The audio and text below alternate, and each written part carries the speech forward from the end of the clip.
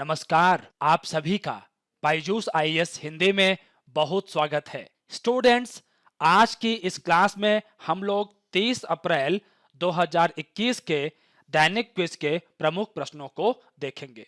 Students, ये class civil सेवा प्रारंभिक परीक्षा के लिए अत्यंत उपयोगी रहने वाली है। मेरे साथ में आप लोग प्रश्नों को पढ़िए और उनके उत्तर देने का प्रयास करिए। पहला प्रश्न है, निम्नलिखित कथनों में से कौन सा या से गलत है?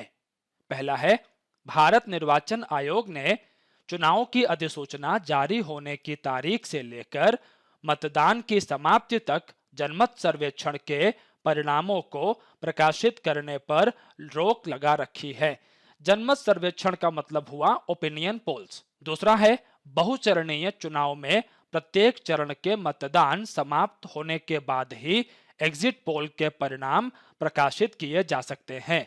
एग्जिट पोल का मतलब होता है कि जब चुनाव हो गए तो मतदाता ने किस प्रकार से वोट किया है, इसका जो है एक अंदाजा लगाने का प्रयास करते हैं कई सारी संस्थाएं, तो इसको हम लोग कहते हैं एग्जिट पोल। सही विकल्प यहां पर चुनना है और ध्यान रखना इस बात को आप लोग कि सही विकल्प क्या होगा जो यहां पर गलत है। विकल्प है आपके सामने केवल एक, केवल दो, दोनों या कोई नहीं। मैं आप लोगों को बता दूं, इसका जो सही जवाब है दोनों, मतलब कि दोनों ही गलत हैं, ये भी और ये भी। आइए जरा देखने का प्रयास करते हैं इसकी व्याख्या को, और सबसे पहले देखते हैं कि यह प्रश्न आपके सामने क्यों रखा गया। दरअसल अभी हाल ही में कई सारे राज्यों के अंदर में चुनाव संपन्न हुए हैं और इनके जो एग्जिट पोल हैं वो आने शुरू हो गए हैं। इसी संदर्भ में एग्जिट पोल और ओपिनियन पोल के ऊपर जो एक पुरानी बहस है वो भी सामने आ गई। स्टूडेंट्स, ध्यान से देखिए, जन प्रतिनिधित्व अधिनियम 1951 की धारा 126 और ये कहती है कि किसी भी निर्वाचन क्षेत्र में मतदान पूरा होने से 48 घंटे पहले की अवधि के दौरान रेडियो, टेलीविजन अथवा किसी अन्य माध्यम से किसी प्रकार के चुनावी तथ्य का प्रचार नहीं किया जाएगा। चुनावी तथ्य के अंदर में ओपिनियन पोल भी शामिल है। स्टूडेंट्स, ये एक बहुत बड़ी चर्चा का विषय रहा है कि अगर कोई दल, कोई व्यक्ति धारा 126 का उल्लंघन करता है तो फिर उसको किस प्रकार से दंड वगैरह दिया जाएगा। लेकिन अभी हम लोग धारा 126 की बात कर रहे हैं, हम सारा ध्यान यहीं पर रखेंगे।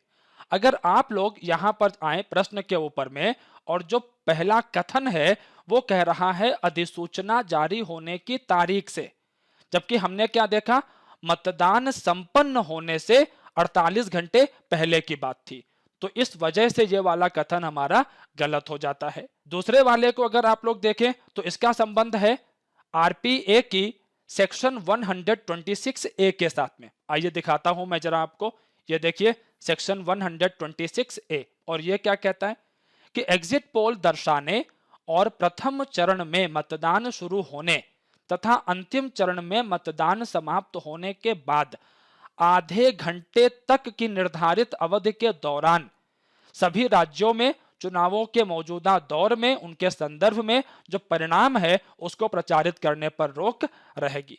जबकि हमारा जो कथन था उस कथन के अंदर में क्या कहा जा रहा था, प्रत्येक चरण के मतदान समाप्त होने के बाद, जबकि हमने यहां पर देखा कि 126 ए क्या कह रहा है कि अंतिम चरण तक की बात हो रही है।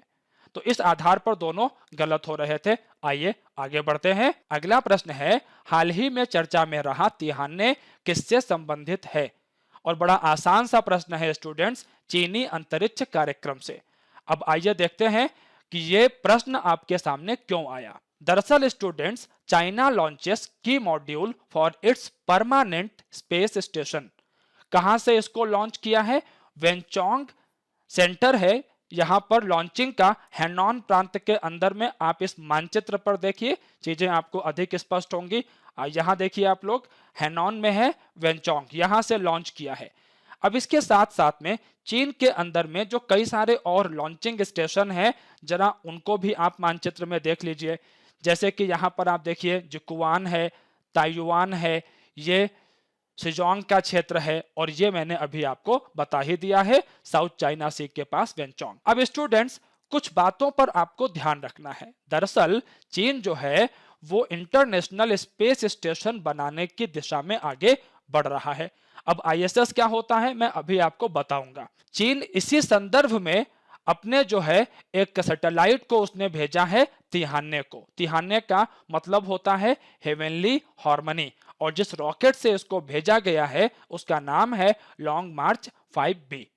अब आपके दिमाग में डाउट आ रहा होगा आईएसएस को लेकर के, और चलिए इसी को समाप्त करते हैं। आईएसएस क्या होता है? यह एक प्रकार का मॉड्यूलर स्पेस स्टेशन है, मतलब कि अंतरिक्ष में रहने योग्य एक कृत्रिम उपग्रह। यह एक बहुराष्ट्रीय परियोजना है। इसमें जो अंतरिक्ष एजेंसियां शामिल हैं उनके नाम आप देख सकते हैं। नासा है संयुक्त राज्य अमेरिका से, रॉसकॉस्मोस रूस वाली, जाक्सा जापान, ईएसए यूरोप से, और सीएसए कनाडा की। अब यहां पर एक शब्द फिर से आ गया, पृथ्वी की निचली कक्षा। तो अब ये क्या चीज है इसको भी देख लीजिए। इसका अर्थ होता है कि ऐसी कक्षा पृथ्वी के इर्द गिर्द जो 1000 किलोमीटर से कम ऊंचाई की हो, लेकिन मिनिमम की अगर हम बात करें तो 160 किलोमीटर तक ये हो सकती है। मतलब आप समझ पा रहे होंगे यहां पर 160 किलोमीटर से अधिक और 1000 किलोमीटर से कम की कक्षा होती है पृथ्वी के इर्द गिर्द। अगला प्रश्न है, निम्नलिखित में से कौन से वैधानिक निकाय हैं? वैधानिक निकाय कौन से होते हैं? ऐसे निकाय जिनको संसद के द्वारा बनाया गया हो किसी अधिनियम के माध्यम से। हमारे सामने है पहला, भारतीय प्रतिस्पर्धा आयोग। बिल्कुल सही बात है, संसद के द्वारा इसको बनाया गया। नीति आयोग की हम लोग बात करते हैं तो इसको कार्यपालिका के आदेश के द्वारा बनाया गया है। और दूसरा कहां कहां पर है? यहां पर है और यहां पर है, तो सी और ए तो हो ही नहीं सकते। तीसरा है राष्ट्रीय मानवाधिकार आयोग, इसको भी संसद ने बनाया है अधिनियम के माध्यम से। और भाषाई अल्पसंख्यकों के लिए विशेष अधिकारी, दरअसल इसका वर्णन जो है वो सीधे संविधान के अंदर में है, तो यह संवैधानिक हो जाएगा ना कि वैधानिक। तो चौथा नहीं होगा, 1 और 3 यहां पर सही विकल्प होंगे। अब मैंने कुछ शब्द प्रयोग कर दिए, वैधानिक, कार्यपालिका के आदेश से, संवैधानिक। जरा आइए देखते हैं इन बातों को। देखिए स्टूडेंट्स, सरकारी संस्थाएं जो होती हैं इनको हम लोग दो भागों में तोड़ सकते हैं, एक संवैधानिक और दूसरा गैर संवैधानिक। संवैधानिक संस्थाएं वो जिनका वर्णन सीधे संविधान के अंदर में है, जैसे हमारा यूपीएससी हो गया, इलेक्शन कमीशन हो गया, ठीक है, ये वाली। इसके अलावा गैर संवैधानिक संस्थाओं की जब बात करते हैं तो इसमें कुछ संस्थाएं ऐसी हैं जिन्हें संसद के अधिनियम के द्वारा बनाया गया है। इनको हम लोग क्या कहते हैं? वैधानिक संस्थाएं। जैसे मैंने अभी आप लोगों से बात की मानवाधिकार आयोग के बारे में। इसके अलावा एक छोटा सा समूह है ऐसी संस्थाओं का जो गैर वैधानिक संस्थाएं हैं, अर्थात कार्यपालिका के आदेश के द्वारा निर्मित। और मुख्य रूप से अगर एक बड़ा नाम मैं लूं तो अभी नीति आयोग है, और नीति आयोग के पहले जो योजना आयोग था वो भी इसी प्रकार की एक संस्था थी जो कार्यपालिका के आदेश के द्वारा निर्मित की गई थी। तो एक ऑन एन एवरेज इसकी जो परिभाषा है वो मैंने आपके सामने प्रस्तुत कर दी है। इसका अंतर जरा आप लोग ध्यान रखेंगे। आगे बढ़ते हैं, जरा इन संस्थाओं के बारे में भी कुछ बिंदु देख लेते हैं। सबसे पहले था भारतीय प्रतिस्पर्धा आयोग। तो ये मैंने अभी आपको बताया, सांविधिक कह लीजिए या आप वैधानिक कह लीजिए, एक ही बात है। 2002 के अधिनियम के द्वारा इसको लाया गया। इसके पहले एकाधिकार तथा अवरोधक व्यापार व्यवहार अधिनियम 1969 काम कर रहा था। राघवन समिति की अनुशंसा के आधार पर इसको रद्द किया गया क्योंकि अब यह इतना एफिशिएंट नहीं दिखाई पड़ रहा था। और फिर उसके बाद कंपटीशन कमीशन ऑफ इंडिया को लाया गया। अब स्टूडेंट्स यहां पर कुछ एक पॉइंट्स आपको बड़े अच्छे से याद रखने चाहिए, जैसे कि इसमें एक अध्यक्ष है और 6 इसके अंदर में सदस्य हैं। और इस आयोग के उद्देश्य क्या हैं? जैसा कि नाम से ही स्पष्ट है, भारत के अंदर में, मार्केट के अंदर में हेल्दी कंपटीशन को बढ़ावा देना। तो जाहिर सी बात है जो ऐसे लोग होंगे जो कि प्रतिस्पर्धा को, कंपटीशन को नुकसान पहुंचाने का प्रयास करेंगे या अपनी मोनोपोली, अपना एकाधिकार स्थापित करने का प्रयास करेंगे, तो ऐसी प्रथाओं को, ऐसे प्रैक्टिसेस को रोकना। इसके अलावा बाजार में कंपटीशन को बढ़ावा देना और बनाए रखना ताकि जो उपभोक्ता है उसको अधिक से अधिक विकल्प मिले। और देखिए अगला बिंदु भी यही लिखा हुआ है, उपभोक्ताओं के हितों की रक्षा करना। फिर इसके बाद है व्यापार की स्वतंत्रता को सुनिश्चित करना। अगला था नीति आयोग। 1 जनवरी 2015 को इसकी स्थापना हुई। नीति आयोग का फुल फॉर्म आप लोगों को पता होगा, जिनको नहीं पता है वो स्टूडेंट्स बहुत ध्यान से देख लेंगे। National institution for transforming India. इसके पहले जो संस्था यहां काम कर रही थी उसका नाम था योजना आयोग। और नीति आयोग के माध्यम से सरकार ने इस विषय को आगे बढ़ाया कि देश के लिए हम जब विजन तैयार करेंगे, रणनीतिक मसौदे तैयार करेंगे, तो इसमें जन भागीदारी को और राज्य सरकारों की जो भागीदारी से नीतियां बनाने का प्रयास है वो करेंगे, ताकि सहकारी संघवाद को आगे बढ़ाया जा सके। और ये स्पष्ट है कि किसी निर्णय के अंदर में जितने अधिक से अधिक लोग शामिल होंगे वो निर्णय उतना ही प्रभावशाली भी साबित होगा। नीति आयोग योजना आयोग की भांति ही भारत सरकार के केंद्रीय मंत्रिमंडल द्वारा सृजित एक निकाय है, और इसीलिए ना तो ये संवैधानिक है और ना ही ये वैधानिक है। मैंने अभी बताया था कि ये एक गैर वैधानिक और गैर संवैधानिक संस्था है। क्यों है? क्योंकि इसे कार्यपालिका के आदेश के द्वारा बनाया गया है। ध्यान रखेंगे, केंद्रीय मंत्रिमंडल ये कार्यपालिका को ही दिखाता है। अगर हम गठन की बात करें स्टूडेंट्स, तो इसके अंदर में जो 2 मुख्य पद आप याद रखें, एक अध्यक्ष और उपाध्यक्ष। अध्यक्ष प्रधानमंत्री जी और उपाध्यक्ष के रूप में राजीव कुमार जी का नाम हमको देखने को मिलता है यहाँ पर अभी। इसके अलावा इसमें पूर्णकालिक सदस्य भी हैं, पदेन सदस्य भी हैं, विशेष आमंत्रित लोग भी हैं, मुख्य कार्यकारी अधिकारी भी हैं।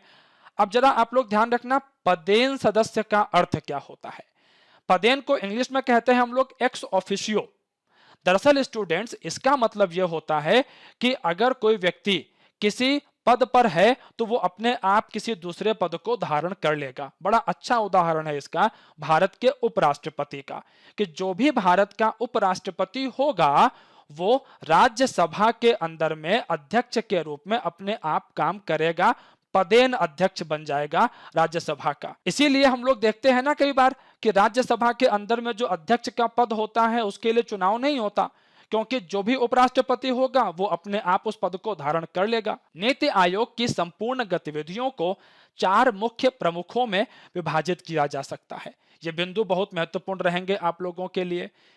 पहला है नीति निर्माण और कार्यक्रम की रूपरेखा को बनाना। अभी मैंने कहा था सहकारी संघवाद को बढ़ावा देना, अर्थात नीति निर्णय के अंदर में राज्यों को भी उचित स्थान देना, ताकि दोनों ही अपने अपने क्षेत्र में विकास को बढ़ावा दे सकें। अनुवीक्षण और मूल्यांकन करना कि जो भी कार्यक्रम लागू किए जा रहे हैं वो ठीक से काम कर रहे हैं कि नहीं। और भविष्य के लिए नवोन्मेष मतलब क्या हो गया, इनोवेशन को बढ़ावा देना। अगला विषय है स्टूडेंट्स राष्ट्रीय मानवाधिकार आयोग। अब इसकी अगर हम बात करें तो इसका गठन हुआ 1993 में। इसका अधिनियम कब आया? 1993 में ही लाया गया।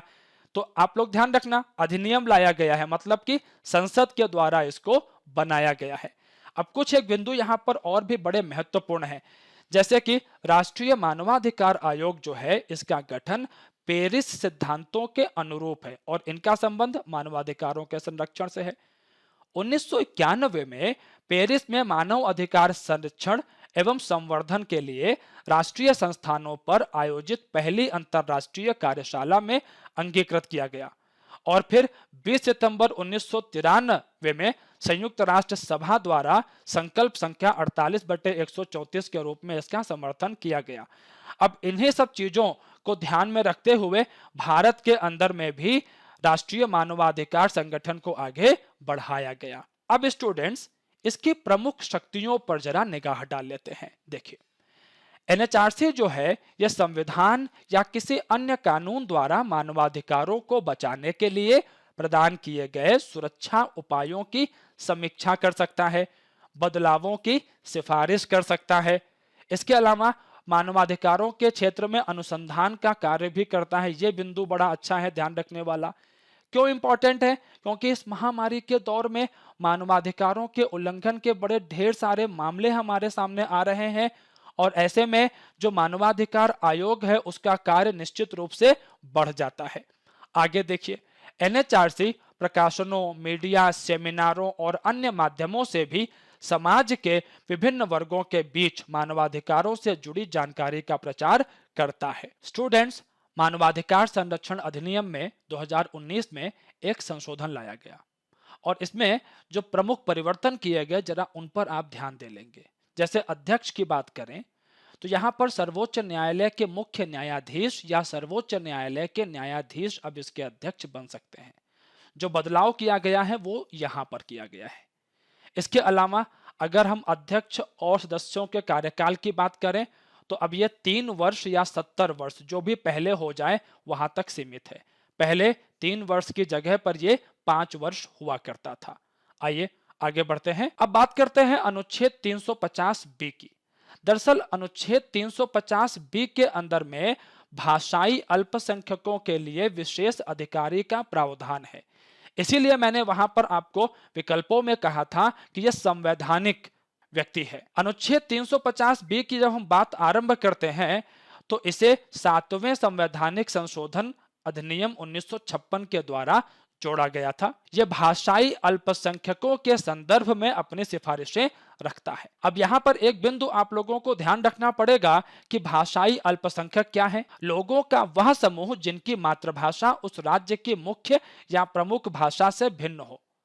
तो निश्चित रूप से उनके हितों की रक्षा करने के लिए यह अधिकारी काम करेगा। इसकी नियुक्ति कौन करेगा? भारत के राष्ट्रपति के द्वारा। अगले प्रश्न पर चलते हैं। प्रश्न है, निम्नलिखित में से कौन भारत के प्रतिस्पर्धा आयोग के कर्तव्य हैं? मैंने अभी आपको बताए। जैसे मैच करिए जरा। प्रतिस्पर्धा पर प्रतिकूल प्रभाव डालने वाले व्यवहारों को समाप्त करना, बिल्कुल सही बात है। प्रतिस्पर्धा को बढ़ावा देना तथा उसे सतत रूप से बनाए रखना, यह भी सही है। उपभोक्ताओं के हितों की रक्षा करना, सही है। भारतीय बाजारों में व्यापार की स्वतंत्रता को सुनिश्चित करना, मतलब चारों हो गए सही, तो डी हो जाएगा इसका सही जवाब। आइए देखते हैं कि ये प्रश्न संख्या 3 और 4 आपके सामने क्यों रखे गए थे। दरअसल एक न्यूज यहां पर हमारे पास है। Tata set to enter e grocery with CCI nod on Big Basket. Competition commission of India ने अपनी अनुमति दे दी है बिग बास्केट के संदर्भ में। और बिग बास्केट को हम सभी लोग जानते हैं कि ई ग्रोसरी से संबंधित ये एक कंपनी है जो कि भारत में एक बहुत बड़ा नाम रखती है। घरेलू आवश्यकताओं की जो वस्तुएं हैं उनको ऑनलाइन यहां से मंगाया जा सकता है। अगला जो खंड है हमारा वो है सिविल सेवा प्रारंभिक परीक्षा में विगत वर्षों में पूछे गए प्रश्न। आज का जो हमारा प्रश्न है 2015 की सिविल सेवा प्रारंभिक परीक्षा से लिया गया है। प्रश्न है, एमनेस्टी इंटरनेशनल है गृह युद्ध के शरणार्थियों की मदद के लिए संयुक्त राष्ट्र की एक एजेंसी, एक वैश्विक मानवाधिकार आंदोलन, सर्वाधिक गरीबों की मदद करने के लिए एक गैर सरकारी स्वैच्छिक संगठन, अंतिम है युद्धग्रस्त क्षेत्रों में चिकित्सा आपात स्थिति को पूरा करने के लिए एक अंतर सरकारी एजेंसी। स्टूडेंट्स, इसका सही जवाब है एक वैश्विक मानवाधिकार आंदोलन। जरा हम लोग कुछ बिंदु देखते हैं एमनेस्टी इंटरनेशनल के विषय में। यह एक निश्चित रूप से गैर सरकारी संगठन है, याद रखेंगे इसको आप लोग। 1961 में पीटर बेंसन और फिलिप जेम्स नाम के ब्रिटिश वकीलों ने इसकी स्थापना की थी। इसका उद्देश्य है एक ऐसी दुनिया का निर्माण करना जहां प्रत्येक व्यक्ति मानवाधिकारों की सार्वभौमिक घोषणा यूडीएचआर और अन्य अंतरराष्ट्रीय मानवाधिकार संबंधी दस्तावेजों में निर्धारित अधिकारों का उपयोग कर सके। अब यहां पर बिंदु आ गया मानवाधिकारों की सार्वभौमिक घोषणा। अब ये क्या है? ये एक महत्वपूर्ण ऐतिहासिक दस्तावेज रहा है जिसे संयुक्त राष्ट्र महासभा द्वारा 10 दिसंबर 1948 को अपनाया गया था और पूरी दुनिया के अंदर में मानवाधिकारों की सुरक्षा के संदर्भ में इसका एक प्रमुख स्थान है। इसके अलावा ये जो संस्था है इसे 1977 में अत्याचारों के विरुद्ध मानवीय गरिमा की रक्षा करने के लिए नोबेल शांति पुरस्कार से और 1978 में मानव अधिकारों के क्षेत्र में संयुक्त राष्ट्र मानवाधिकार पुरस्कार से भी सम्मानित किया गया था। एक अच्छा बिंदु है, कथन वगैरह में दिख सकता है आपको कहीं पर। इसके अलावा अगर हम भारत से जोड़ करके इसको देखें तो इसका जो भारत में कार्यालय है वो कर्नाटक के बेंगलुरु में स्थित है। अब देखते हैं आज के प्रमुख तथ्य को, और यह रक्षा मंत्रालय से संबंधित है। युद्धाभ्यास वरुण 2021 संपन्न। परीक्षाओं में जो भारत अलग अलग देशों के साथ में नौसैनिक अभ्यास है, थल सेना का अभ्यास है, वायुसेना का अभ्यास है, इनसे प्रश्न निकल जाते हैं। तो ये जो वरुण है ये भारत और फ्रांस की नौसेना के बीच का युद्धाभ्यास है जिसे अरब सागर के अंदर में संपन्न किया गया। आइए देखते हैं इससे जुड़े हुए कुछ महत्वपूर्ण बिंदुओं को। मैंने यहाँ पे एक समरी करवा दी है आप लोगों के लिए सारे महत्वपूर्ण बिंदुओं की। अब देखिए कहां पर हुआ था, अरब सागर में, और ये 19वां संस्करण था। 1993 से यह अभ्यास चल रहा है। अब इस बार जो ये वरुण अभ्यास था इसमें खास बात थी कि संयुक्त अरब अमीरात भी इसमें शामिल हुआ था पहली बार। ये अच्छा बिंदु रहेगा। इसके अलावा भारत डेजर्ट नाइट और गरुण के नाम से फ्रांस के साथ वायुसेना अभ्यास भी करता है और शक्ति के नाम से थल सेना अभ्यास भी करता है। इनको आप लोग ध्यान रखेंगे। भारतीय नौसेना ने पहली बार अमेरिका, ऑस्ट्रेलिया और जापान के नौसेनाओं के साथ फ्रांस के नेतृत्व वाले नौसैनिक अभ्यास ला पेरास में भी इस साल भाग लिया है। महत्वपूर्ण बिंदु रहेगा क्योंकि इंडो पैसिफिक के ऊपर काफी ज्यादा फोकस आ चुका है। क्वाड लगातार प्रगति कर रहा है। एशियन नाटो बुलाया जा रहा है रूस के द्वारा क्वाड को, तो काफी ज्यादा यहां पर हलचल हो रही है। तो इंडो पैसिफिक से संबंधित जो भी समाचार हैं भारत के संदर्भ में तो आप विशेष ध्यान रखेंगे। इसका उद्देश्य क्या है कि जो भी सहयोगी देश हैं उनके साथ सामरिक क्षेत्रों में स्थिरता को सुनिश्चित किया जाए और हिंद महासागर के अंदर विशेष रूप से जो भारत की नौसेना है जो कि एक प्रमुख रोल यहां प्ले करती है उसके साथ सहयोग को मजबूत किया जाए। स्टूडेंट्स, आज के वीडियो को लाइक और शेयर करना बिल्कुल भी मत भूलिएगा। चैनल को सब्सक्राइब कर लेंगे, सारे नोटिफिकेशंस आपको समय से मिलते रहेंगे। आप जितना ज्यादा से ज्यादा वीडियो को शेयर करेंगे नॉलेज उतना अधिक लोगों के पास पहुंचेगा। अपना बहुत ध्यान रखिएगा। आप लोगों से मुलाकात होगी अगली क्लास में। वीडियो को देखने के लिए आप सभी का बहुत शुक्रिया।